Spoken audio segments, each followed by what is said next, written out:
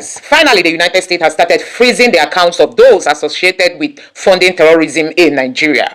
As it stands now, Tinubu has outsourced the Nigerian security to the United States while collection of taxes to France. Now you can see this headline here says, breaking, the United States has frozen the asset and properties of 8 Nigerians accused of having links to the Islamic sect, Boko Haram, and the Islamic State of Iraq and the Levant. So guys, now the US is the only one helping Nigeria to survive in times of, you know, fighting insecurity in Nigeria, while Tinubu is focused on 2027 election. Now, this headline also captured the saying, just in, US freezes assets of 8 Nigerians linked to Boko Haram, other Islamic terror groups. So guys, this is really, really serious. The US really want to see Nigeria bounce back. Now, this person now reacted and said, all that is in Bat's head, all that is in Tinubu's head is how to win the next election. Hear how he's negotiating with Wike to win election in the FCT. So guys, now Wike was seen in a video saying, even though Peter Obi, El-Rufai them, Amechi them, Atiku came out to support Dr. Mo to campaign for him. Wike has publicly come out to say that it is only the person who is supporting Tinubu who is likely to win in the FCT, that he owes nobody an apology, that he will ensure only the APC candidate wins in the Federal Capital Territory. So guys, tell me what can be more ridiculous than this? Wike is openly saying, what I did in Rivers State, I'm going to replicate it in Abuja. Just this small election, Wike is already threatening. Do you know what? He boldly said, I owe nobody an apology. Now, I'm going to allow you to take a look at this video. So, guys, you can see that this country is gone. Tinubu claims he is the alpha and omega of politics. But you can see it all has to do with crook. Now, take your time and watch these videos and let me know your thoughts in the comment section below. Please don't forget to subscribe and turn on the bell notification for more. Now, take a look. Even Satan is angry with this, seriously. The way these guys are acting, Satan is he's certainly angry with these people. Because there are things he will do, Satan will frown at it and say, this one is too much now. Because those riffraffs, they cannot afford to buy catapult, not to talk of AK-47. If all of us become violent, Esther, are you sure I will be here today? Well, but Barrister, findings according to what Punch released earlier today is that about 271 people have been killed, and that 253 others were abducted in a series of terrorist attacks in the past 4 weeks across the states. Barrister, we have not heard the president speak. Nigerians are wondering, why has the president been quiet? We just hear through his media aides that, oh, we have sent military men to these areas, oh, we apologize, oh, we plead or something. Even when it happened, no statement was released, I think, since Tuesday, Wednesday, up until this morning, kind of early this morning, that we now heard the president has sent a direct warning to the chief of army staff that a group of military men should be sent down there to ensure that they protect. But the thing is, this is always done after a major attack has happened. Exactly. It always happens. The same thing too in Yelwata. When they got information from the DSS that an attack was imminent, was going to take place, they came there and then left after a while because it didn't happen as they wanted. Don't they know that persons would have known that there was military presence and waited until they left? And the idea is to remain there to ensure that that attack doesn't happen. Most times you hear that it's after these people have left that they now come to attack. Even in Kwara, they said some military men were sent to the community, and after they waited for a while, they left because they got a letter from this radicalist that they were coming to the community to radicalize the residents in that area. The emir immediately told the local government chairman and the authorities that this is the letter they got. The residents too raised alarm before these guys started coming in tranches and habitating in the community forest along the area. So why do we always have an approach whereby the dastardly act or the terrible situation would have been carried out before any measure to either forestall or prevent such a thing is taking place? That is the hallmark of a failed state. A state that has failed in its responsibility. What you're supposed to do, you are trying to outsource it, maybe to America, because that is what is trending now. America will come here to do our job for us. Tomorrow you blame America that wherever they go, they always leave a problem there and all that. But you are the one that invited them. You are the one that opened your door for them to come in. Did they force themselves on you? No. You call them in. Then later you start blaming them. Look, Esther, this thing is very, very unfortunate.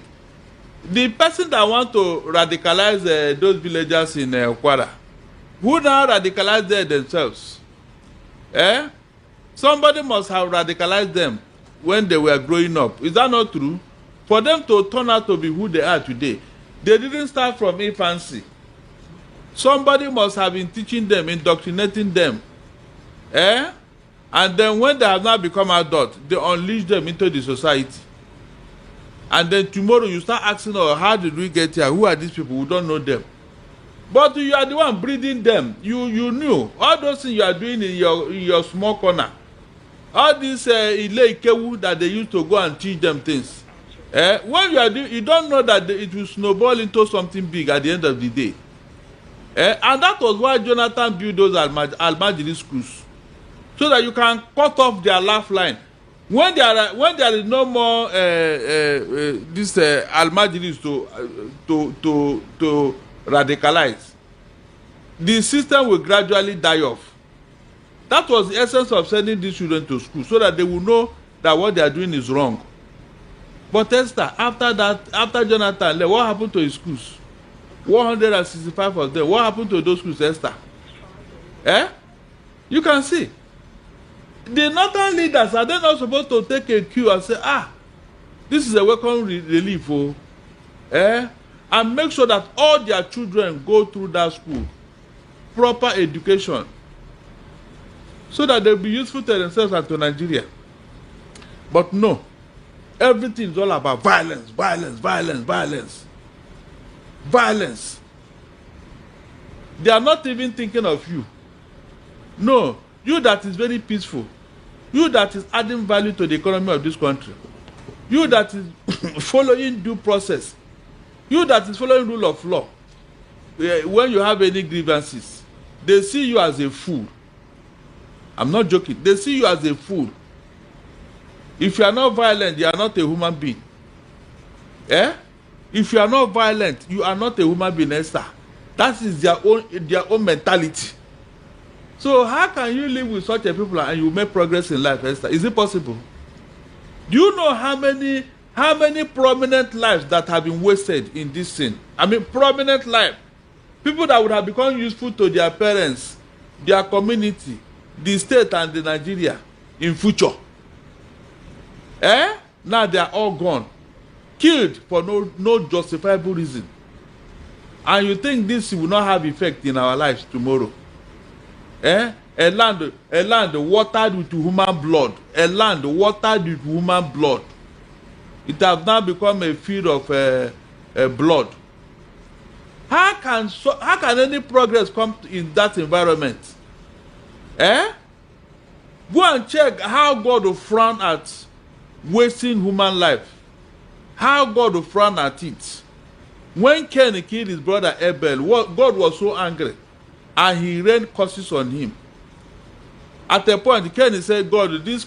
President Bola Ahmed Tinubu has sent a military conscription to Kwara State because of what happened. The governor there, Abdul Fattah, I think, has come out to say that the reason why they did what they did was the people refused to adopt and accept the radical indoctrination that those individuals as jihadists were actually perpetrating in the community, and that was basically what happened. But they said that there were reports that these guys have been along the forest, in those areas, and the residents have been sending messages and complaints that these persons are not part of the community. We don't know who they are, so you need to do something. But that the government of the state government did not respond or react. And then you recall that we heard the NSA gave some persons weapons or so to protect the borders in Kwara. So what happened?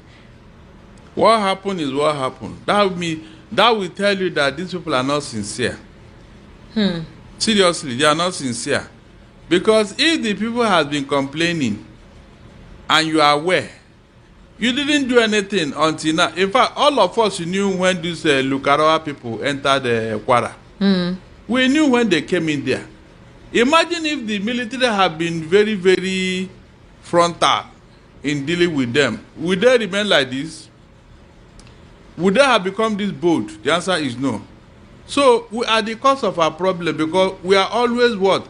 Reactive, not proactive.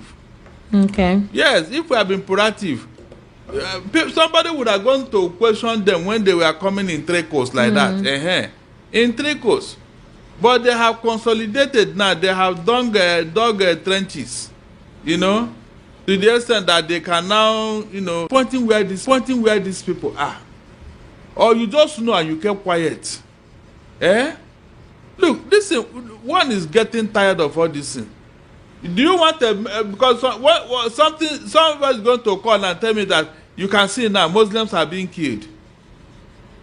The people say it's a Christian genocide. Please, Esther, do you have to wait until either Muslims or Christians are killed before you can make a statement?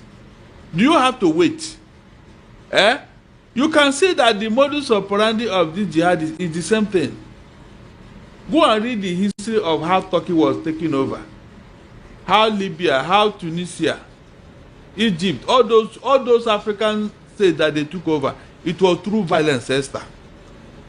Esther, it was through violence. So when some people are telling me that they don't know these people, they are not even Muslims, but you benefit from what they have done.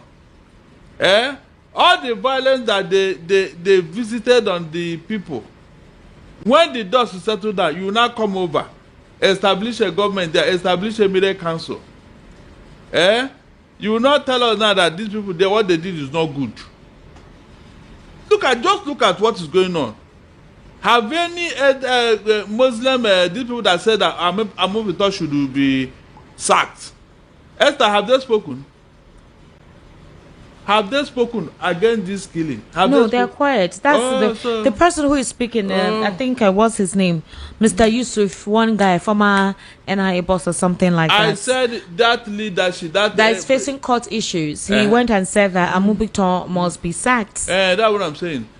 Apart from that particular person, I said the leadership that said that that INEC chairman should be sacked. Have they spoken? This issue now that happened and the story, the issue of the INEC chairman, which one is worse? Esther, you can say our people. If the Muslim leadership has been very frontal in confronting these people and what they are doing, Esther will not be here today. We will not be here today, seriously, we will not be here. That's the truth. Things wouldn't have gotten this far. But because they solidly support them, only to be pretending that they don't know what they are doing. They don't know what they are doing. They don't know. So who is arming them? Who is supporting them? Who is giving them logistics? Who gave them the guns? Because those riffraffs, they cannot afford to buy catapult, not to talk of AK-47. Somebody is sponsoring somebody here. So who are those people? Have you seen why I will never believe this Muslim leadership whenever they speak? Because they are not sincere. They are not sincere at all. It is the owner of a mad dog that will call a mad dog to order. When you have a mad dog in the heart, and the dog begin to bark and run riot, it is you, the owner, that will call the dog, come here, go and rein the dog in. But these people just relax. They kept quiet. But Barrister, findings according to what Punch released earlier today is that about 271 people have been killed, and that 253 others were abducted in a series of terrorist attacks in the past 4 weeks across the states. Barrister, we have not heard the president speak. Nigerians are wondering, why has the president been quiet? We just hear through his media aides that, oh, we have sent military men to these areas, or we apologize, or we plead or something. Even when it happened, no statement was released, I think, since Tuesday, Wednesday, up until this morning, kind of early this morning, that we now heard the president has sent a direct warning to the chief of army staff that a group of military men should be sent down there to ensure that they protect. But the thing is, this is always done after a major attack has happened. Exactly. It always happens. The same thing too in Yelwata. When they got information from the DSS that an attack was imminent, was going to take place, they came there and then left after a while because it didn't happen as they wanted. Don't they know that persons would have known that there was military presence and waited until they left. And the idea is to remain there to ensure that that attack doesn't happen. Most times you hear that it's after these people have left that they now come to attack. Even in Kwara, they said some military men were sent to the community, and after they waited for a while, they left because they got a letter from this radicalist that they were coming to the community to radicalize the residents in that area. The emir immediately told the local government chairman and the authorities that this is the letter they got. The residents too raised alarm before these guys started coming in tranches and habitating in the community forest along the area. So why do we always have an approach whereby the dastardly act or the terrible situation would have been carried out before any measure to either forestall or prevent such a thing is taking place? That is the hallmark of a failed state. A state that has failed in its responsibility. What you're supposed to do, you are trying to outsource it, maybe to America, because that is what is trending now. America will come here to do our job for us. Tomorrow you blame America that wherever they go, they always leave a problem there and all that. But you are the one that invited them. You are the one that opened your door for them to come in. Did they force themselves on you? No. You call them in. Then later you start blaming them. Look, Esther, this thing is very, very unfortunate. The person that want to radicalize those villagers in Kwara, who now radicalize them themselves? Somebody must have radicalized them when they were growing up. Is that not true? For them to turn out to be who they are today, they didn't start from infancy. Somebody must have been teaching them, indoctrinating them. And then when they have now become adults, they unleash them into the society. And then tomorrow you start asking, oh, how did we get here? Who are these people? We don't know them. But you are the one breeding them. You knew. All those things you are doing in your small corner. All these Ile-Ikewu that they used to go and teach them things. When you are doing, you don't know that it will snowball into something big at the end of the day. And that was why Jonathan built those Al-Majiri schools, so that you can cut off their lifeline. When there is no more this Al-Majiris to radicalize, the system will gradually die off. That was the essence of sending these children to school, so that they will know that what they are doing is wrong. But Esther, after Jonathan left, what happened to his schools? 165 of them. What happened to those schools, Esther? You can see. The northern leaders, are they not supposed to take a cue and say, this is a welcome relief, and make sure that all their children go through that school, proper education, so that they'll be useful to themselves and to Nigeria? But no, everything is all about violence, violence, violence, violence. Violence. They are not even thinking of you. No, you that is very peaceful, you that is adding value to the economy of this country, you that is following due process, you that is following rule of law. When you have any grievances, they see you as a fool. I'm not joking. They see you as a fool. If you are not violent, you are not a human being. If you are not violent, you are not a human being, Esther. That is their own mentality. So how can you live with such a people and you make progress in life, Esther? Is it possible? Do you know how many prominent lives that have been wasted in this sin? I mean, prominent life. People that would have become useful to their parents, their community, the state and the Nigeria in future. Now they are all gone. Killed for no justifiable reason.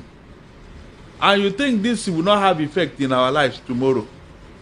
A land watered with human blood. A land watered with human blood. It has now become a field of blood. How can any progress come in that environment? Go and check how God will frown at wasting human life. How God will frown at it. When Cain killed his brother Abel, God was so angry and he rained curses on him. At a point, Kenny said, God, these causes are too much now. Eh? That will tell you how God will frown at killing human beings for whatever reason. Not to talk of innocent lives. And you are telling me that you not reap the fruits tomorrow. You will, oh. Esther, they will reap the fruit. Those who are sponsoring, those who are carrying out this wickedness. Esther, the result is waiting for them at the gate of their house. That is where they will meet it. I'm not joking. That is the only prayer I have today. That this thing you did to somebody, let somebody do it to you too, or any member of your family. That's all. Because whatever you sow, you will reap. I'm not the one that put that law. God cannot even change that law. As long as He has put it in place, you can never change it. It will definitely come to pass. That is my consolation here. Those who died innocently, those who died for no justifiable reason, don't bother yourself. Your God will fight for you. The person that did this, he will repeat. I don't need anybody to tell me that. It is a certainty. So let them continue. Because tomorrow now, when their statistics will come out, the North will say, we are not good, we are behind in education, we are behind in this, we are behind in human development index, we are behind in the so how can you not take political power from us? Esther, that has been the argument too. Are you aware? That has been the argument. Very, very awkward argument. So am I the one that said you should not send your children to school? Am I the one? Is that not the path you have chosen? Thinking that with the violence you can get what you want, you can do whatever you like, that is their mentality. The more violent people they are, they believe they can use it to bargain in Nigeria. They can use it to bargain. And now look at where it has left them and their economy. Esther, look at where it has left them and their economy. And yet they'll be complaining to you. Telling the Nigerian state how the North are backwards, how the North are this. With all the advantages they have, vast land, arable vast land that they can no longer farm. There are people that have been in leadership for almost 50 years of our independence. Can you just imagine? So what benefit have you turned this thing into? Nothing. Except what? Breeding violent individuals. Somebody will just wake up, carry gun, carry cutlass, enter a village and start killing people. Barrister, let's take a listen to this. Let's listen to what one of the residents and even some of the community leaders there had to say about how these individuals come and make decisions that are actually in the community itself, like they know themselves in some instances. Let's take a listen to this. Now what they are doing in this our villages, bandit will call you and say, I see that your second wife, please bring her to me. And they will have to go and take her.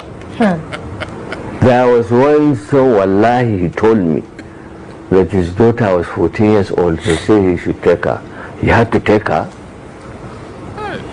And then she come back. And after one of the commanders say also he likes her. And so now these people live with this, it becomes new normal in their lives. This is what happening to our people. These bandits are not coming from anywhere. We know them, we know their parents, we know. Their parents will even come to your house and tell you while their son is a commander. This morning, somebody called me when he had this discussion. His wife was kidnapped by these bandits.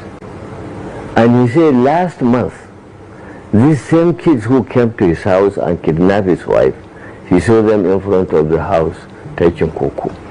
And then they say, Allah Jare told Allah I hakuri. So please just take it easy and forget just about like the past. And these are the people. And in my village, in Kurfi,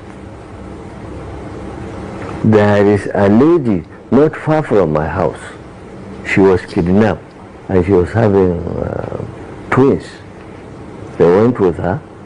When she was going out to the bandits, her 5-year-old kid woke up and he said, Mama, where are you going?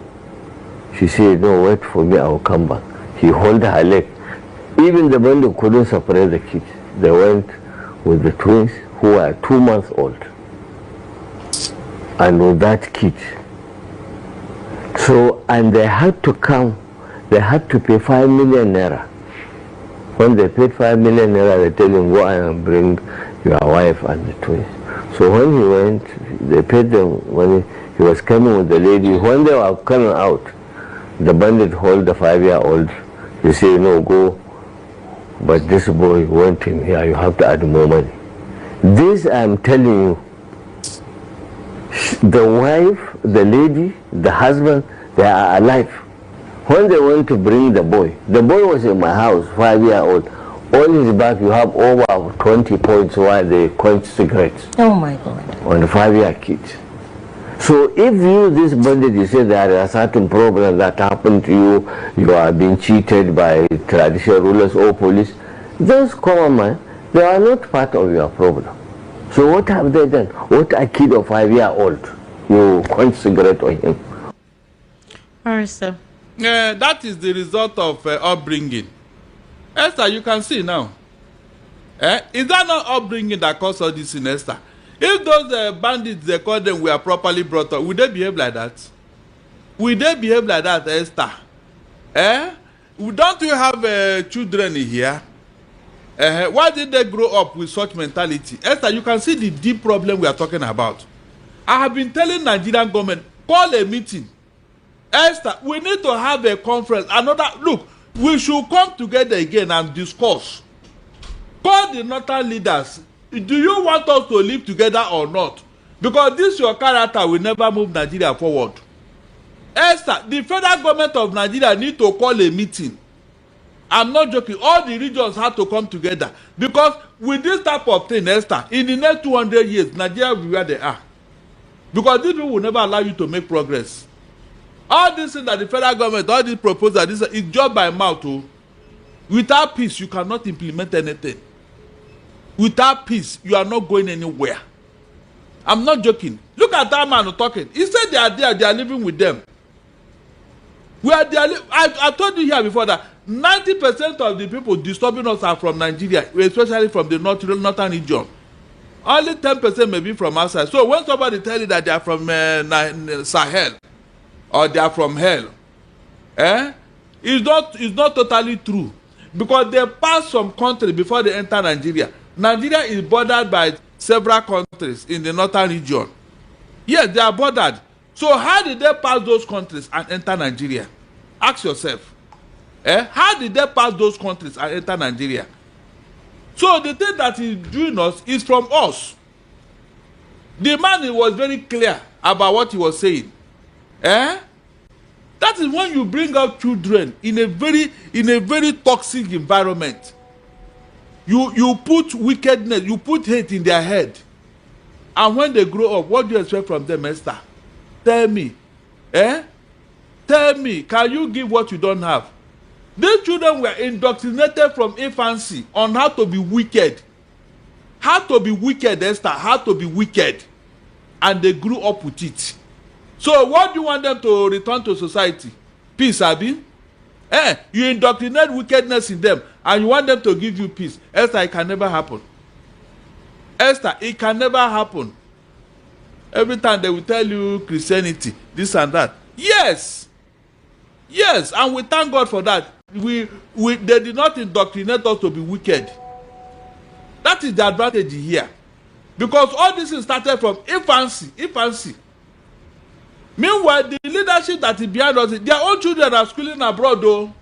Esther, can you just imagine? Their own children, one was paying $5 million for his own children in a secondary school in Switzerland. Meanwhile, the children of the Talakawas are being used as cannon fodder. Dregs of the society. Whenever they want any dirty job to be done, they will go to their mosque to gather them and speak one language for them. And you will be hearing Allah Akbar, Allah Akbar. And hell will be let loose. They won't even ask themselves, this thing I'm doing, is it right or wrong? Because their leader spoke, it's okay. That is all they need. Their leader spoke. That is what they want from their leader. Just say it and it will be done. Whether it is right or not, Esther. That is the country that want to make progress in life. With this kind of character. Look at how much we are wasted in financial resources, in human resources, Esther. When are you going to recover all these things? No, tell me. Good money that would have been used for education, health, everything. Look at the people on strike now. They are demanding for their money. Is that not why they're on strike? Meanwhile, we are wasting money trying to pay ransom to terrorists who invaded Nigeria. And most of them living with us. We have become so helpless that this thing has become a norm. Imagine. 5-year-old. 5-year-old. Even Satan is angry with this, seriously. The way these guys are acting, he's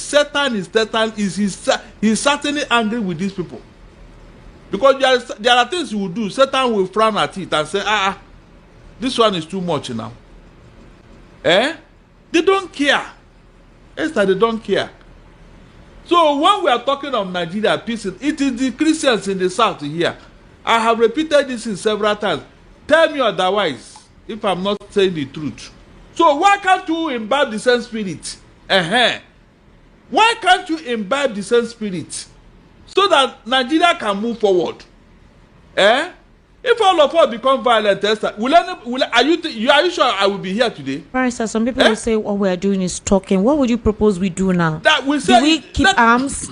Do we start keeping arms? It is good to protect ourselves. It is good we call out their leader. That's what I've been saying here. But the thing is that Barrister, these leaders will be called, nothing is going on, and they keep killing people anyhow. How will people come to your home and kill you?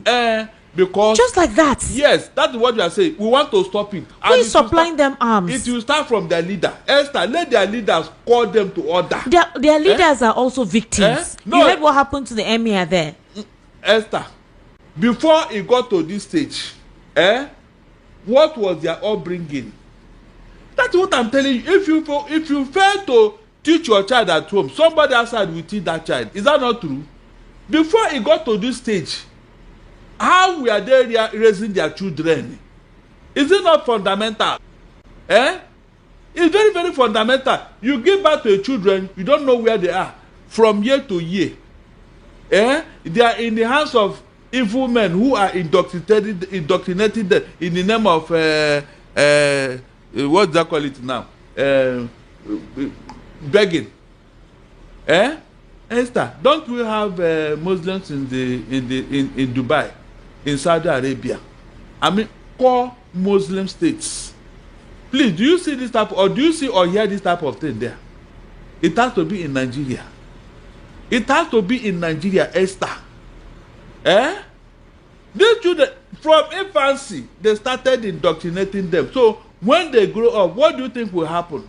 When you are telling me their leaders are victims, yes, it is the seed, the evil seed they sowed on those children. It has germinated. It has germinated. When they say parenting is not a tea party, there is a serious issue because of your tomorrow. You think it's a joke. If you don't take conscious effort to train your children, then you will reap it later in life. You reap it. Those people doing those things, they were giving birth to somebody. Is that not true? Did they fall from heaven? Did they fall from heaven? Because when they want to run away from their responsibility, they say they came from Sahel. They came from Libya. Why is this not happening where they come from? No, why is it not this hot when they came from? They left where they came from. They entered Nigeria. Look at arguments. Esther, didn't they say that charity begins at home? If it is where they came from, why can't they start it there? They had to come to Nigeria for nothing, and you did not welcome them, Abi.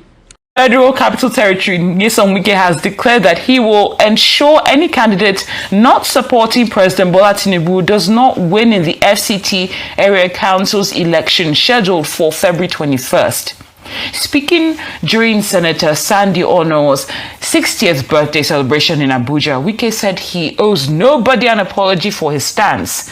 The minister reiterated that he would only support whoever backs the president's re-election regardless of political affiliation.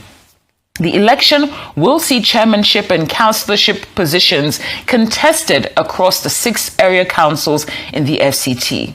The Independent National Electoral Commission has cleared approximately 1.68 million registered voters to participate, with results viewable in real time through the IRF portal. Now, Arise News analyst Daisha Wale joins us for a chat on the need for free and credible FCT council polls, especially against the backdrop of the vow by FCT Minister Wike that only pro-Tinubu candidates will win the elections. Good afternoon, Mr. Shobwale. Good afternoon. Right. This appears to be a dangerous precedent that's being set by the by FCT Minister Nyesom Wike. Do you think it's time for him to be called to order? I don't know who will call him to order, but he's not God. Mm-hmm. I would say it's not God. That's an absolute statement. And you have to look at the context in which he was saying it. He's talking as Minister for Capital Territory. He's not an elected officer. He was appointed by the president. In fact, the president constitutionally is the governor of the Federal Capital Territory. And you remember the constitution was done during military rule. So Wike is talking like an absolute ruler in this election. He's not involved, but he's telling you that if you don't support my boss, you lose election. It's anti-democratic. But his appointment, the powers he has, are not democratic. They are dictatorial. That is our constitution in the military era. So it's like a military governor of Abuja Capital Territory. He is an appointee of the president, and is using that as a weapon to secure victory for their party. It is a logical sequence, even though it is undemocratic. It is undemocratic, and I will say almost wicked to say that, because he's telling the other, because he wields a lot of power as an executive chairman of Abuja, that if you don't vote for a candidate of my party, or if you don't support the policy of the president, I will not support you. But let's see how it plays out. There are about 8 parties or more contesting, and it depends on their political strength and campaign rhetoric to get across to the populace. People used to say Lagos is a no man's land, but Lagos is not it's Abuja that is really a no man's land, because it was carved out in the jungle by Taisulari and other people, just to create equity in the heart of the country. It used to be a big bush. I remember when I thought I would work there, but I didn't. But now it's now a big metropolis. But that part of the constitution that gives Wike the sort of absolute power he's trying to use now has to be amended. But it was true that in 1976, he's an appointee of the president. He's not contesting. If he was going to, some people have suggested the mayor for Abuja, that people should contest and all that, but that is not in our constitution. So he's getting mileage out of what the powers of the constitution confer on him, and I don't blame him, but it is not democratic. It is a dictatorial. But is there a danger in just comments like this existing in the first place, even if, people may kind of chalk this up to be the way that Wike communicates? This is just the rhetoric he uses. Is there a danger of normalizing this as we approach 2027? But he said he has no apologies for anybody. So he knows what he's saying. And you see, you should look at his background, coming from the Fubara saga. Even Fubara just recently donated an award to him, saying that he was his boss. So I think he's riding on the crest of power and popularity.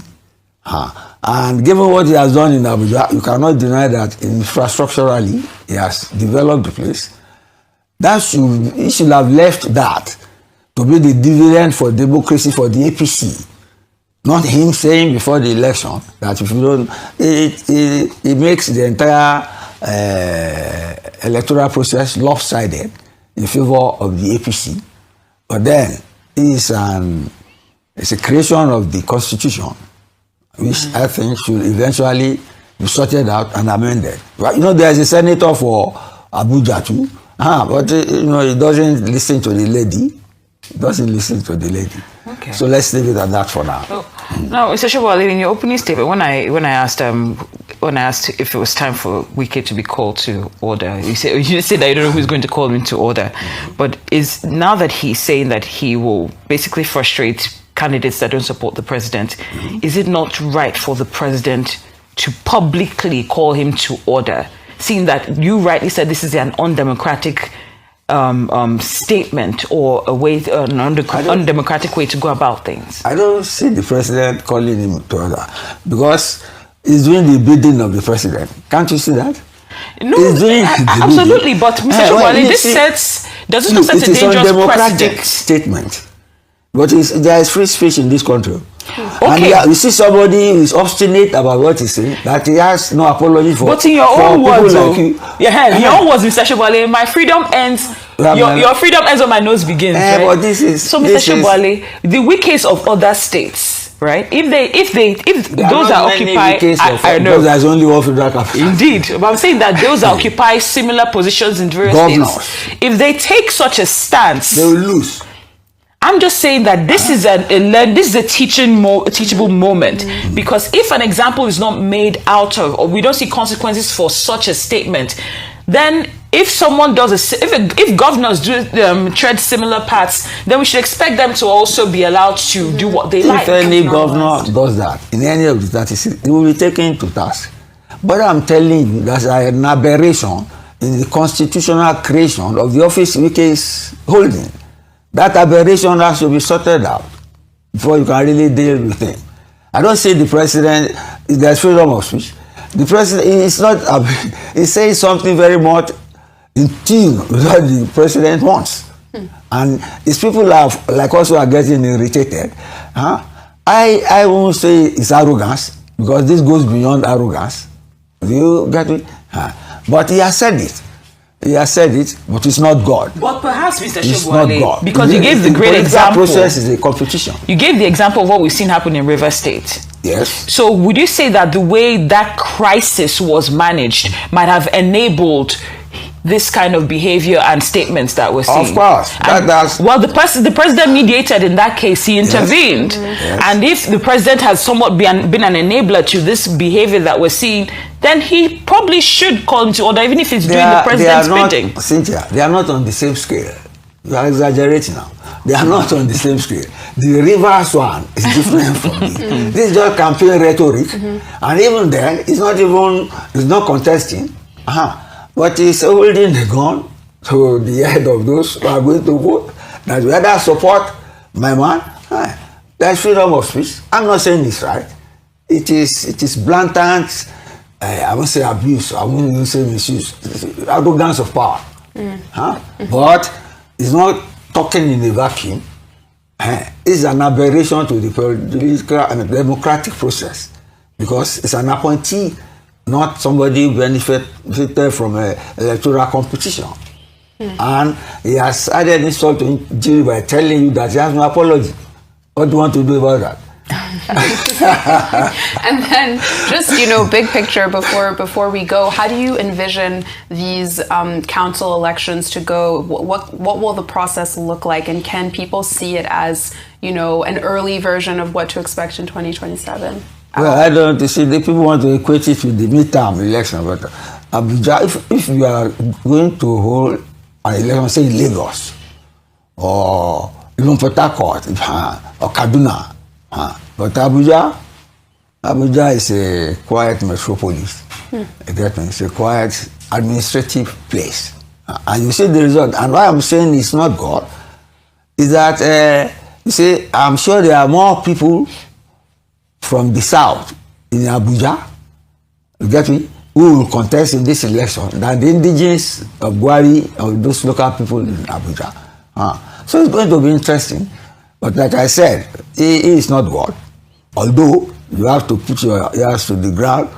In most places where we have had local government elections, the ruling party has always won.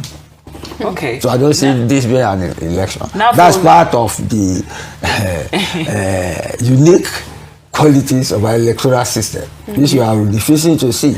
This is our own Nigeria.